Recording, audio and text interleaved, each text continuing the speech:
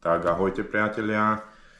Takže chcel by som vám povedať pár dôležitých vecí ohľadne kompletu Geoff Anderson Urus a Dozer 6. Ja mám osobne tento maskáčový komplet a chcem vám povedať tých pár dôležitých vecí, ako sa on treba starať.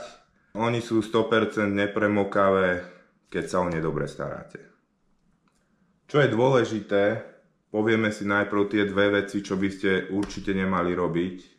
A to je, za mňa prať v práčke určite nie. Hej. Výrobca to síce odporúča na nejakých menších stupňoch, ja to prať určite nebudem, lebo za mňa to ani netreba vôbec prať. A druhá vec, sušiť určite nie na radiátoroch, pri krbe, pri peci, určite nie ani blízko toho, lebo tá intenzívna teplota vie tie membrány poškodiť a môže sa stať, že ten komplet stratí úplne všetky tie funkcie, čo má, tie membrány sa porušia.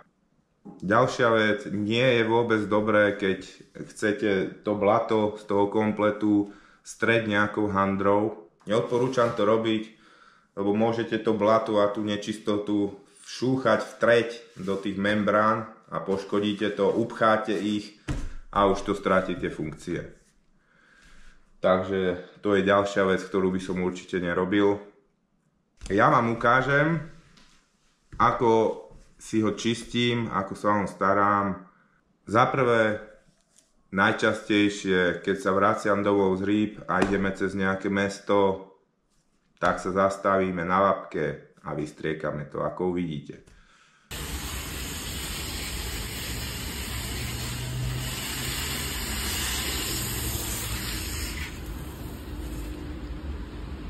Tá voda vám pekne stečie po tom komplete bez problémov. Nemusíte nič sušiť, tá voda hneď uniká z toho kompletu preč. Za druhé, vleziete do vani, vysprchujete sa normálne vláčnou vodou.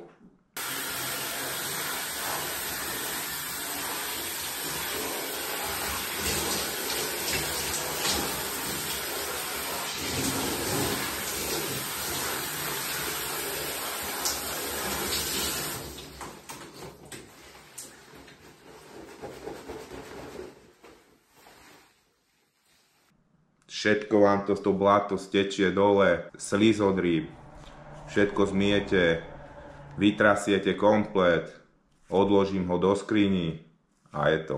Žiadne sušenie na radiátore pri peci, lebo to tie membrány úplne pochová. Takže verím, keď sa budete takto starať o tie svoje komplety, že vám vydržia dlho, budete spokojní a bude to dobrá investícia. Ahojte.